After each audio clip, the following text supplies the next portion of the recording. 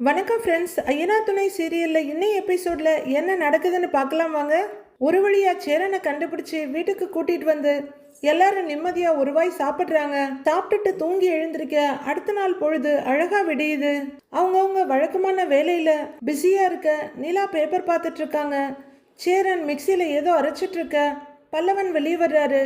அண்ணி, அண்ணன் வீட்டில் தானே இருக்கு அப்படின்னு ஒரு சின்ன பயத்தோட கேட்க, ஏய் இங்கே தாண்டா இருக்கேன் அப்படின்னு சேரன் சொல்ல, இன்னுமே திகச்சு போய் தான் பார்த்துட்டு இருக்காரு பல்லவன்.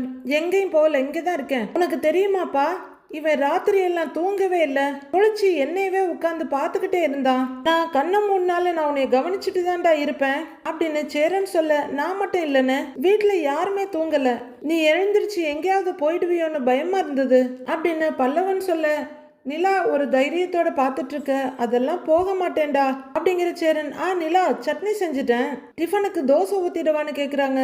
அண்ணே இன்னைக்கும் தோசையா அப்படின்னு பல்லவன் கேட்க, சரி உனக்கு என்ன வேணும்னு சொல்லுடா அப்படின்னு சேரன் கேட்க, சரி நீ கிடைச்சிட்டல்ல சக்கரை பொங்கல் பண்ணுங்கிறாரு பல்லவன். சக்கரை பொங்கலா, கலாய்க்கிறான் பாருப்பா இவன் அப்படின்னு சேரன் சொல்லிட்டு இருக்க, பாண்டியனும் பல்லவனும் வெஜிடபிள்ஸ் வாங்கிட்டு வீட்டுக்கு வந்துட்டு இருக்காங்க. ஏய் சில்லறை நீ வாங்கின அப்படின்னு சோழன் கேட்க, நான் வாங்கலையேங்கிறாரு பாண்டி.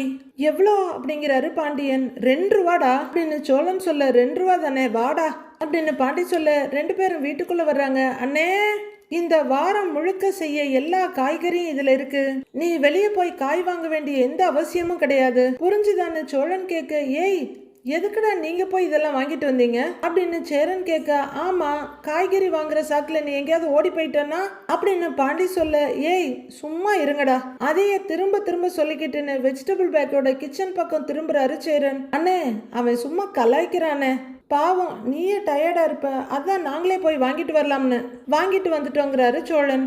அண்ணே, நீ இந்த வீட்டை விட்டு போன உன்னைய யாருமே எதிர்பார்க்காத சம்பவம் ஒன்று நடந்துச்சு தெரியுமா அண்ணே அப்படின்னு பாண்டி கேட்க, என்னடான்னு கேட்குறாரு சேரன். அண்ணே நீ காணோன்னதும் எங்களை தவிர இன்னொரு ஆளும் டென்ஷன் ஆயிட்டாங்க தெரியுமா அப்படின்னு புதிர் போடுற மாதிரி கேட்குறாரு பாண்டி.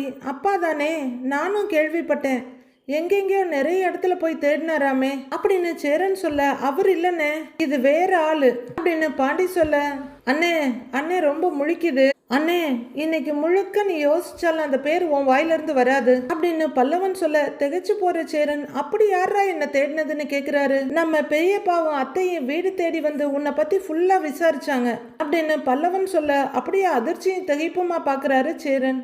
ஏய் நான் தான் சஸ்பென்ஸ் வச்சு சொல்லிட்டு இருக்கேன்ல, ஏண்டா பட்டுன்னு உடைச்சிட்டேங்கிறாரு பாண்டி. சரின்னு பல்லவன் தலையாட்டிக்க, அவங்க சொல்றது உண்மைதானே, 2 பேருமே இங்க வந்தாங்க, வீட்டுக்குள்ள வந்து உட்கார்ந்து உங்களுக்கு என்ன ஆச்சு என்ன பிரச்சனை எல்லாமே அக்கறையா கேட்டாங்கன்னு நிலா சொல்ல, நிஜமாவாப்பா சொல்ற அப்படின்னு ஆச்சரியமும் சிரிப்புமா கேட்கிறாரு சேரன். உடனே நிலாவும், சத்தியமா உங்களை பத்தி அவ்வளவு அக்கறையா விசாரிச்சாங்க அப்படின்னு நிலா சொல்ல, எங்கள்ல யார் காணா போயிருந்தாலும் அவங்க கண்டிப்பா வந்திருக்க மாட்டாங்க, நீங்கிறதால தான் வந்தாங்க, அதையும் வாய் விட்டு அவங்களே தான் சொன்னாங்க அப்படின்னு சோழன் சொல்ல, ஒரு சின்ன சிரிப்போட, பரவாயில்ல நம்ம வீட்டுல ஒரு பிரச்சனைன்னதும் வந்து நின்று இருக்காங்களே, இது நடக்கணும்னு தான் நான் இத்தனை வருஷமா ஆசைப்பட்டேன் அப்படின்னு சேரன் சொல்ல, ஐயோங்கிற மாதிரி பாக்குறாரு சோழன். ஆனா அதுக்காக நம்ம வீட்டுக்குள்ள பிரச்சனை வரணும்னு சொல்ல வரல, ஆனா ஏதாவது ஒண்ணுன்னா வந்து நிக்க ஒரு சொந்தம் வேணும்ல, அது இல்லையேன்னு நான் நிறைய நாள் ஏங்கி இருக்கேன்டா, ரொம்ப வருத்தப்பட்டிருக்கேன், அவங்க வந்து விசாரிச்சாங்கன்னு கேட்கும்போது ரொம்ப சந்தோஷமா இருக்குடா அப்படின்னு சேரன் சொல்ல, எல்லாரும் ஒருத்தர் பாத்துக்கிறாங்க. அண்ணேன்னு நிலா கூப்பிட சேரன் பாக்குறாரு, இனிமே வீட்டை விட்டு போறதுங்கிற மாதிரி முடிவெல்லாம் நீங்க எடுக்காதீங்கன்னு, நேத்து நாங்க எல்லாரும் எப்படி துடிச்சோம் தெரியுமா அப்படின்னு நிலா சொல்ல, இல்லப்பா நான் இனிமே அப்படிலாம் போக மாட்டேன், எனக்காக நீங்க இவ்வளவு கஷ்டப்படுறத நினைக்கும் போது குற்ற உணர்ச்சியா இருக்குப்பா, உங்களுக்கெல்லாம் எந்த கஷ்டமும் வரக்கூடாதுன்னு தான் நான் நினைப்பேன், ஆனா என்னாலேயே நீங்க இவ்வளவு கஷ்டப்பட்டீங்கன்னு நினைக்கும் போது அதை தான் என்னால தாங்கிக்கவே முடியல, இனிமே நான் அப்படிலாம் பண்ண மாட்டேன்னு ரொம்ப ஃபீல் பண்ணி சொல்றாரு சேரன். ஆனாலும் பல்லவன் ஒண்ணு நம்பின மாதிரி தெரியல, அந்த ஜோசியர் வேற நான் இந்த வீட்டுல இருக்கிறதுனாலதான் தம்பிங்களுக்கு எந்த நல்லதும் நடக்கலன்னு சொன்னாரா, அப்படி இப்படின்னு என்னென்னமோ சொன்னாரா, அதெல்லாம் யோசிச்சு யோசிச்சு எனக்கு பயமா இருந்தது, இப்ப அதை நினைச்சா கூட எனக்கு பயமா தான் இருக்கு, அதுக்கு நாம ஏதாவது பண்ணணும்டா சோழா அப்படின்னு சேரன் சொல்ல, இப்ப என்ன பண்ணணுங்கிறன்னு கேக்குறாரு சோழன். நான் வீட்டை விட்டு எல்லாம் போகல, ஆனா உங்களெல்லாம் விட்டு கொஞ்சம் தள்ளி இருக்கவா எங்கேயாவது அப்படின்னு சேரன் கேட்க, மறுபடியுமா அப்படிங்கிற மாதிரி திகைச்சு போய் பாக்குறாங்க எல்லாரும். சோழன் பயங்கர கடுப்பாயிடுறாரு, அதெல்லாம் எங்கேயும் போக வேணாம், இப்ப என்ன அந்த ஜோசியர் சொன்னது தானே உன்னை படுத்துது? அவர் சொன்ன எல்லாமே பொய் என்ன? நான் ப்ரூவ் பண்ணி காட்டட்டுமான்னு கேக்குறாரு சோழன். அது எப்படிடா பண்ண முடியுங்கிறாரு சேரன். நிலாவும் அதுதானே, அதை எப்படி பண்ண முடியும்னு பாக்க. அண்ணே, நாங்க இன்னைக்கு 4 ஜோசியக்காரங்களை கூட்டிட்டு வர போறோம். அவங்க கிட்ட எல்லாம் உன் ஜாதகத்தை கொடுப்போம். 4 பேரும் ஒரே மாதிரி சொல்லிட்டாங்கன்னா அப்ப நீ வீட்டை விட்டு போய்க்கோ அப்படின்னு பாண்டி அசால்ட்டா சொல்ல, சோழனும் ரொம்ப தைரியமா ஆமான்னு தலையாட்டுறாரு. பல்லவனும் நிலாவும் ஐயோன்னு பார்த்துட்டு இருக்க. ஆமாண்ணே, அப்ப நீ வீட்டை விட்டு போறதுல எங்களுக்கு எந்த அப்ஜெக்ஷனும் கிடையாது. ஆனா ஒருவேளை அவங்க மாத்தி சொல்லிட்டா நீயே எங்க பேச்சு கேட்டு சமத்தா எங்க கூடவே இருக்கணும். சரியான சோழன் கேட்க சேரன் யோசனையாவே நின்றுட்டு இருக்காரு. பல்லவன் இந்த பக்கமும் அந்த பக்கம் பார்த்துட்டு, அண்ணே 4 பேரும் ஒரே மாதிரியே சொல்லிட்டா நான் வந்துடுறேன்னே உன் கூட. நாம 2 பேரும் இந்த வீட்டை விட்டு போயிடலாம். எனக்கெல்லாம் கல்யாணம் ஆகலைன்னாலும் பரவாயில்லண்ணே அப்படின்னு ரொம்பவே ஆஃபர் பண்றாரு பல்லவன். டேய், அப்படிலாம் சொல்லாதடா, அதெல்லாம் எதுவும் நடந்துடக்கூடாதுன்னு தானே நான் பயந்துகிட்டு இருக்கேன் அப்படின்னு சேரன் சொல்ல, அண்ணே முதல்ல அந்த பேச்சை விடுன்னு, நாங்க முதல்ல அவங்கள கூட்டிட்டு வரோம். அவங்க எல்லாருமே ஒரே மாதிரி உனக்கு பெண் தோஷம் இருக்கு, அதனாலதான் எங்க யாருக்குமே கல்யாணம் ஆகலன்னு சொன்னாங்கன்னா அப்ப நீ என்ன வேணா முடிவெடுத்துக்கோ அப்படின்னு பாண்டி சொல்ல, ஆமா ஆமான்னு பூம் பூம் பூம் மாடு மாதிரி தலையாடுறாரு சோழன். ஆனா அதை சொல்லாம 4 பேரும் வேற வேற மாதிரி சொன்னா இதோட இந்த பேச்சையை விட்டுறணும்னு பாண்டி சொல்ல, அப்படின்னு சோழன் வேகமா தலையாடுறாரு. இத பத்தி ஒரு வார்த்தை பேசக்கூடாது அப்புறமா அப்படின்னு பாண்டி சொல்ல, சூப்பர், கரெக்ட் தானே. அந்த ஜோசியர் சொன்ன மாதிரி நடந்துருமோன்றது தானே உங்க பயம். அவரை மாதிரியே ஒரு 4 ஜோசியரை வர சொல்லுவோம், அப்புறம் உங்களுக்கே ஒரு கிளாரிட்டி கிடைக்கும் இல்லைன்னா என்ன சொல்றீங்கன்னு நிலா கேக்குறாங்க. சேரனும் ஒரு முடிவோட எல்லாரையும் பார்த்துட்டு எனக்கு ஓகே தான் வாங்குறாரு. உடனே நிலாவும் ரொம்பவே சந்தோஷமாயி நான் இப்பவே ஆபீஸ்க்கு ஃபோன் பண்ணி லீவு சொல்லிடுறேன், உங்க கன்ஃபியூஷனை தீர்த்துட்டு தான் நான் அடுத்த வேலையே பார்ப்பேன் அப்படின்னு நிலா சொல்ல சேரன் சந்தோஷமா பாக்குறாரு. சூப்பருங்க, அப்ப நாங்க போய் ஜோசியரை கூட்டிட்டு வந்துடுறோம் அப்படின்னு திருமுனையில நிக்க வச்சிருக்க மாதிரி சொல்றாரு சோழன். டேய் சோழா அப்படின்னு சேரன் கூப்பிட அண்ணன் திரும்புறாரு. இந்த விஷயத்துல உன் திருட்டுத்தனம் எதையும் பண்ணிடக்கூடாது அப்படின்னு சேரன் சொல்ல, ஆமா அப்படின்ற மாதிரி நிலாவும் பார்க்க, இல்லன்னு உன் மேல சத்தியமா சொல்றேன்னு, அந்த மாதிரி எல்லாம் எந்த திருட்டு வேலையை நான் பண்ணவே மாட்டேங்கிறாரு சோழன். அண்ணே, நான் தான் கூட இருக்கேன்ல, நான் பாத்துக்கிறேன் அப்படின்னு பாண்டி சொல்ல, டேய் என்னடா அப்ப நான் கோல்மால் பண்றவேன்னு சொல்ல வர்றியா அப்படின்னு சோழன் கேட்க, நீ கோல்மால் பண்ற ஆள் தானே அப்படின்னு பாண்டியன் ஜாலியா சொல்ல எல்லாரும் சிரிக்கிறாங்க. அவ்வளோ நம்பிக்கைய மேல. அண்ணே, அதெல்லாம் நான் ஒரு கோல்மாலும் பண்ண மாட்டேன். வி வில் பி பேக், வாடா அப்படின்னு திரும்பி பாண்டியோட தோல்ல கையை போட்டு கூட்டிட்டு போறாரு சோழன். அண்ணே, நிஜமாவே இது சூப்பர் ஐடியா. எனக்கு இந்த ஜாதகம் ஜோசியம் இதுலெல்லாம் சுத்தமா நம்பிக்கையே இல்லை. இனிமே உங்களுக்கும் அதை தோணும் பாருங்க. அதையும் பாத்துடலாமேப்பா அப்படிங்கிற மாதிரி சோழன் சின்னதா ஒரு புன்னகையோட தலையசைக்கிறாரு. பாண்டியனும் சோழனும் ஒரு ஆட்டோவில் 4 ஜோசியரை அள்ளி போட்டுக்கிட்டு வர்றாங்க. ஆட்டோ அவங்க வீட்டு முன்னாடி வர, இதோ இதாங்க வீடு அப்படின்னு சொல்ல ஆட்டோ வருது. வண்டியை நிறுத்திட்டு 2 பேர் இறங்க. வெளியில கட்டில உட்காந்து பார்த்துட்டு இருக்காரு நடேசன். இறங்குடான்னு பாண்டிகிட்ட சொல்லி ஆளா இறங்குற சோழன், வாங்க வாங்க வாங்க வாங்க நீங்களும் வாங்க அப்படின்னு ஒரு 3 ஜோசியரை கூட்டிட்டு உள்ளர வந்துட்டு இருக்காங்க சோழனும் பாண்டியும். டேய், என்னடா வீட்ல கணபதி ஹோமம் நடத்த போறீங்களா? இத்தனை சாமிங்களை கூட்டிட்டு வந்திருக்கீங்க அப்படின்னு நடேசன் கேட்க, அதெல்லாம் ஒண்ணும் இல்ல, இன்னைக்கு இவங்கள வச்சுதான் அண்ணன் மனசுல இருக்க குழப்பத்தெல்லாம் தீக்க போறோம் அப்படின்னு சோழன் சொல்ல, அப்படின்னாங்கிறாரு நடேசன். அதெல்லாம் உங்களுக்கு சொன்னா புரியாது, உங்களுக்கு வேணும்னா உள்ளர வந்து பாருங்க, ஆனா வந்த குறுக்க எதுவுமே பேசக்கூடாது பாத்துக்கங்க அப்படின்னு சோழன் சொல்லிட்டு இருக்க 4வது ஜோசியர் வந்து நிக்கிறாரு. போங்க போங்க, போய் செட்டில் அவங்க வர்றேன் அப்படின்னு நடேசன் சொல்ல, வாங்க வாங்கன்னு சோழனும் பாண்டியும் அந்த 4 பேரையும் உள்ளர கூட்டிட்டு போறாங்க.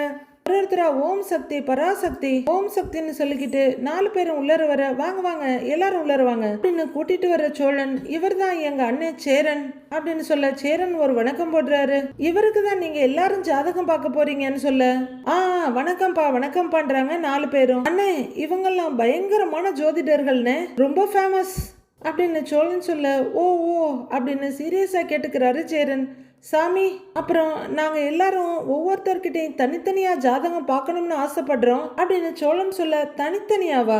என்னப்பா இதுன்னு 4 பேரும் ஒருத்தர் பாத்துக்கிறாங்க, தப்பா நினைச்சுக்காதீங்க, எல்லாமே ஒரு காரணமா தான். நீங்க எல்லாரும் என்ன பண்ணுங்க, அப்படியே வெளியே போய் காத்தோட்டமா உட்காருங்க, நான் ஒவ்வொருத்தரா கூப்பிடுறேன் அப்படின்னு ஏதோ இன்டர்வியூ நடத்துற ரேஞ்சுக்கு சோழன் பில்டப் கொடுத்துட்டு இருக்காரு.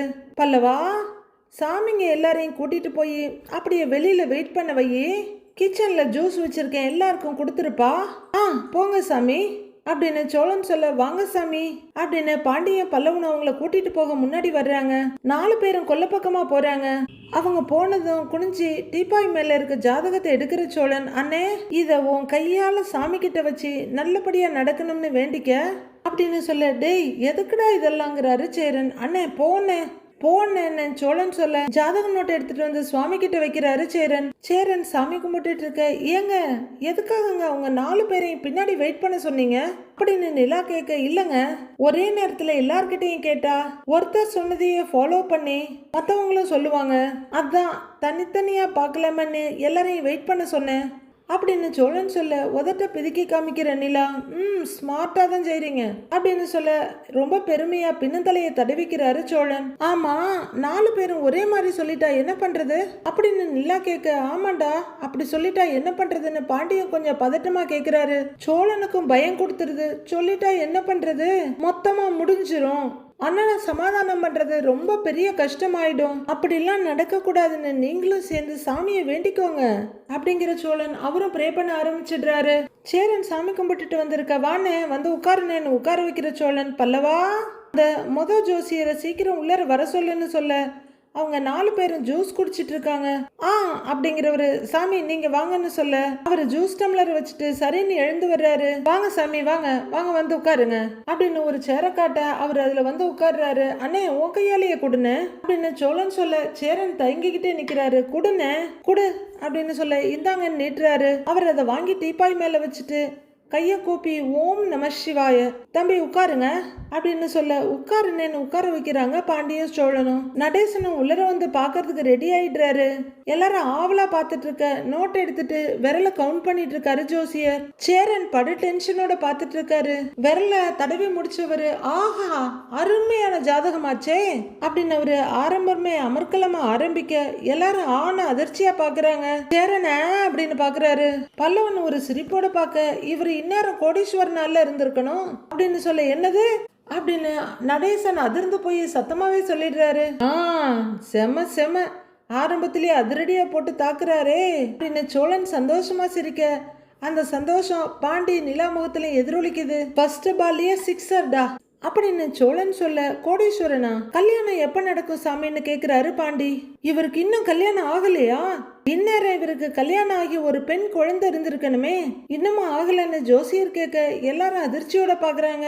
ஒரு வழியா சோழன் சமாளிச்சுக்கிட்டு, இன்னும் கல்யாணம் ஆகல சாமிங்கிறாரு. அவர் மறுபடியும் ஜாதகத்தை ஒரு தடவை பார்த்துட்டு, கட்டம் அப்படி சொல்லலையேப்பா, எதுக்கும் உங்க அண்ணனை தனியா கூட்டிட்டு போய் கேட்டு பாருங்க அப்படின்னு ஒரு ஆட்டம் பாம தூக்கி போட, ஒருவேளை புள்ளையாண்டா அந்த மாதிரி ஏதாவது பண்ணியிருப்பானோன்னு கொஞ்சம் நம்பிக்கையோட நடேசன் பார்க்க, ஐயோ நிஜமாவே எனக்கு கல்யாணம் ஆகல சாமி அப்படின்னு பதறாரு சேரன். பல்லவனுக்கு பயங்கரமா சிரிப்பு, வாயை போத்திட்டு சிரிக்கிறாரு. சேரன் மட்டும் திகச்சு போய் உட்கார்ந்துருக்க, மத்தவங்க எல்லாம் சிரிப்பு அடக்கிட்டு உட்கார்ந்துருக்காங்க. நடேசன் மெதுவா மீசையை தடவிக்கிட்டு, நமக்கு தெரியாம ஏதாவது பண்ணிட்டானா அப்படின்னு யோசிச்சுட்டு இருக்க, சேரன் எல்லாரையும் ஒரு பார்வை பாக்குறாரு. டேய் என்னடா அப்படி பாக்குறீங்க, நம்புங்கடா அப்படின்னு சொல்ல, அண்ணே சரிண்ணே ஒன்னும் பிரச்சனை இல்ல அப்படின்னு சிரிக்கிற சோழன், சாமி நீங்க பாருங்க சாமிங்கிறாரு.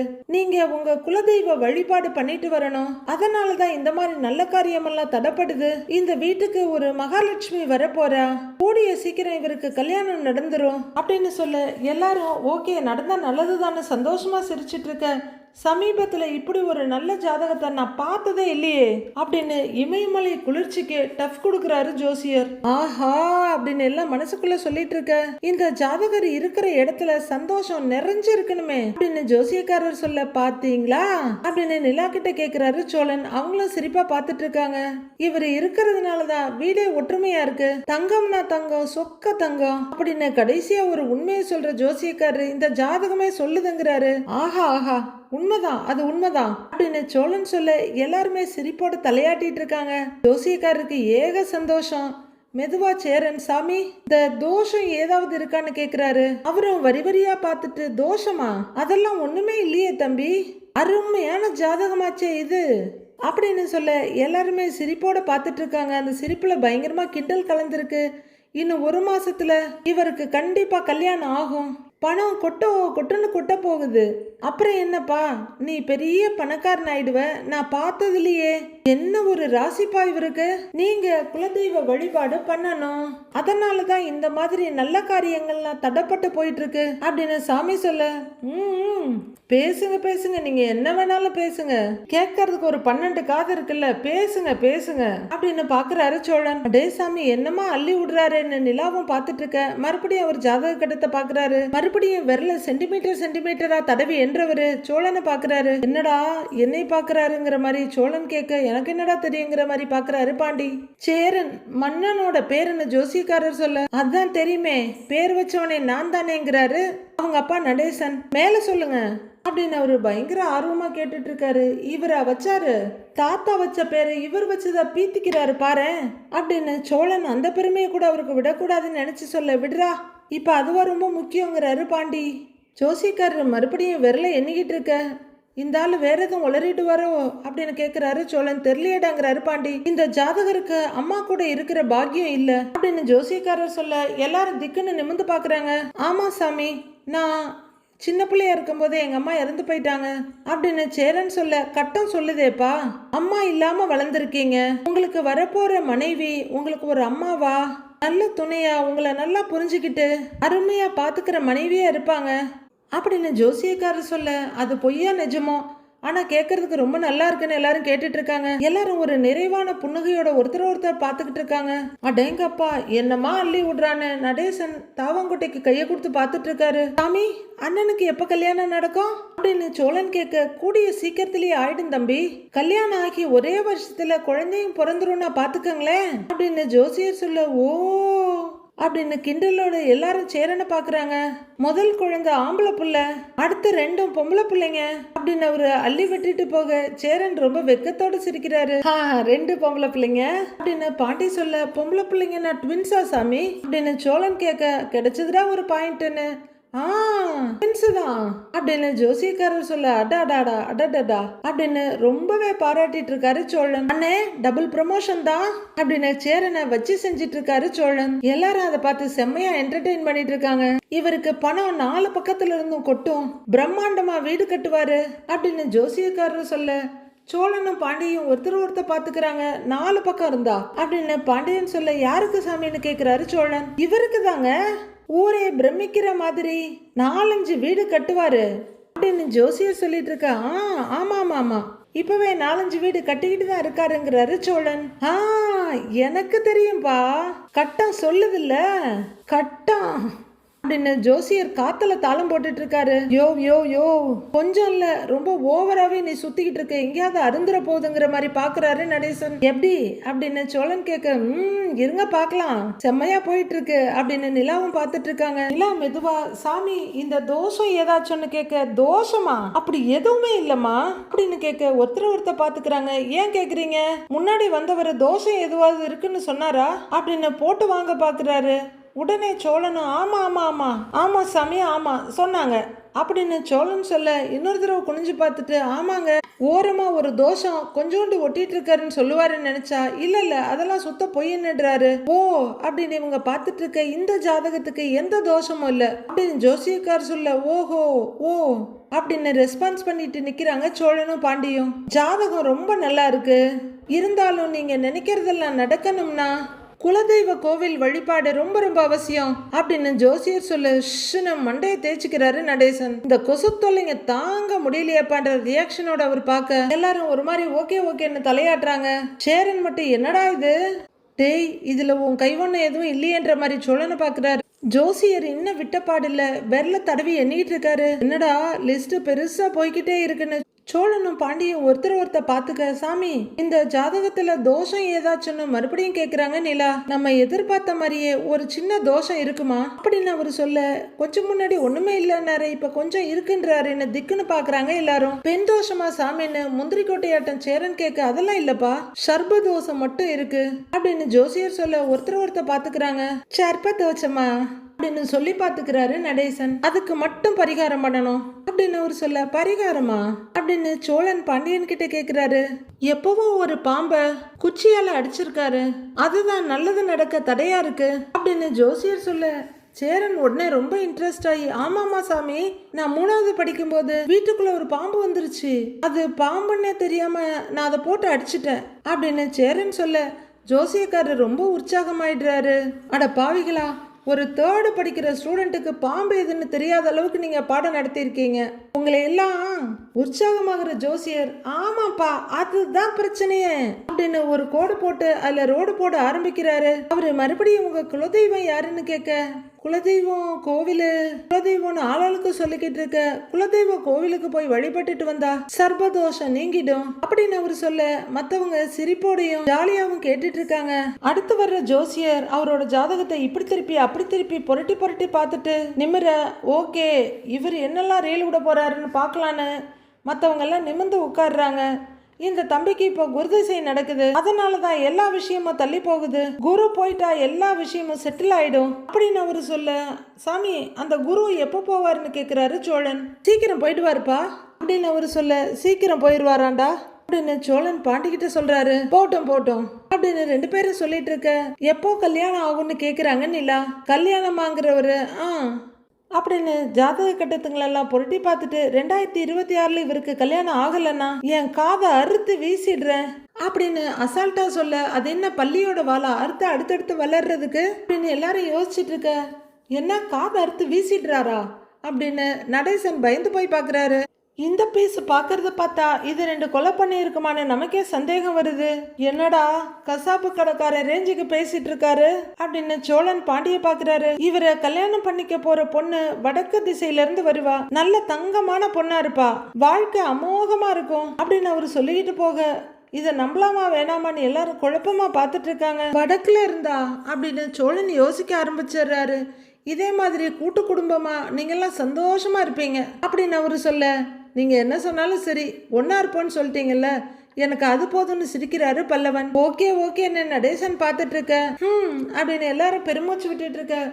ஓகே வேற ஏதாவது கேள்வி இருந்தா கேளுங்கப்பான்ற மாதிரி பாக்குறாரு ஜோசியக்காரரு. அடுத்து இந்த மாதிரி ஏதாவது சொல்லுவாரா அப்படின்னு ஆண் வாயை திறந்துக்கிட்டு சேரன் ஜோசியக்காரரை பார்த்துட்டு இருக்க.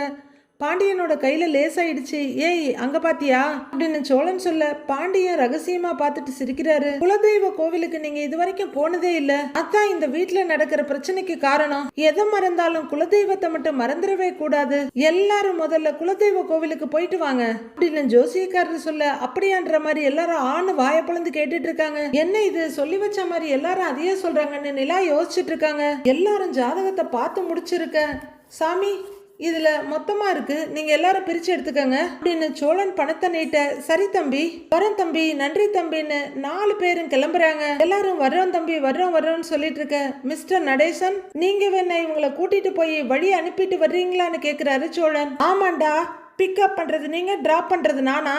நல்லா இருக்குடா உங்க ஜோசியம், எல்லாம் என் தலையெழுத்து, வாங்க கடைக்கு போவோம் டீ சாப்பிட அப்படின்னு நடேசன் எழுந்திருச்சு கூப்பிட, வரோம் தம்பின்னு சொல்லிட்டு 4 பேரும் மொத்தமா அங்க இருந்து கிளம்புறாங்க.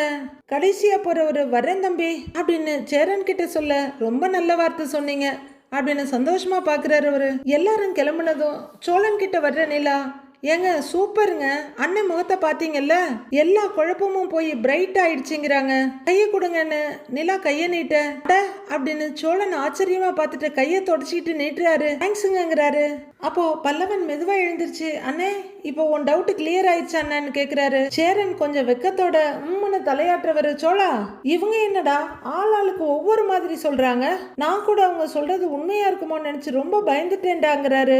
ஆமாண்ணே, ஒருத்தர் என்னடானா உனக்கு கல்யாணம் ஆகி குழந்தைய இருக்குன்னு சொன்னாரு, அது இல்லாம வேற சந்தேகமா உன்னை பாக்குறாரு, இன்னொருத்தரு உனக்கு 3 குழந்தைங்க பிறக்கும், அதுல ஒரு ட்வின்ஸ்னு வேற சொல்றாரு, இன்னொருத்தர் என்னடானா அது என்ன தோஷம், சர்ப்ப தோஷம் அப்படின்னு ஒரு புதுசா ஒரு கதையை வேற அடிச்சு விட்டு போறாரு. ஆமா அதுல ஒருத்தர் கூட உனக்கு பெண் தோஷம் இருக்குன்னு சொல்லவே இல்லை பாத்தியா அப்படின்னு சோழன் கேட்க, ஆமான்னு தலையாடுறாரு சேரன். இப்ப புரியுதா நாங்க சொல்றதுதான் உண்மைன்னு அப்படின்னு சோழன் கேட்க, ஆமாண்டா நான் தான் தேவையில்லாம போட்டு குழப்பிட்டு இருந்திருக்கேன் போல இருக்கு அப்படின்னு சேரன் சொல்ல, அண்ணா குலதெய்வ கோவிலுக்கு போயிட்டு வரணும், அப்பதான் பிரச்சனையெல்லாம் தீரும்னு வந்த ஜோசியக்காரங்க எல்லாருமே ஒரே மாதிரி சொன்னாங்க, அதை யாராச்சும் கவனிச்சீங்களா அப்படின்னு நிலா கேட்க, ஆமாம்மா, 4 பேரும் அதை மட்டும் ஒரே மாதிரி சொன்னாங்கல்ல அப்படின்னு சேரன் சொல்ல, சரி இப்போ என்ன, குலதெய்வம் கோவிலுக்கு போகணும் அவ்வளவுதானே, போயிடுவோங்கிறாரு சோழன். என்ன சரியான சோழன் கேட்க எல்லாரும் சரின்னு தலையாட்டுறாங்க. இல்ல பரவாயில்லங்க, சூப்பருங்கன்ற மாதிரி சோழனை பார்க்க, பரவாயில்லையே நம்ம ஆள் நம்மளை ஒரு ஆளா மதிச்சு நம்மள ஒரு பார்வை பார்க்குதுன்னு சோழனை பார்த்துட்டு நிற்கிறாரு. அடுத்து என்ன நடக்க போகுதுன்னு நாளைக்கு பார்க்கலாம் ஃப்ரெண்ட்ஸ்.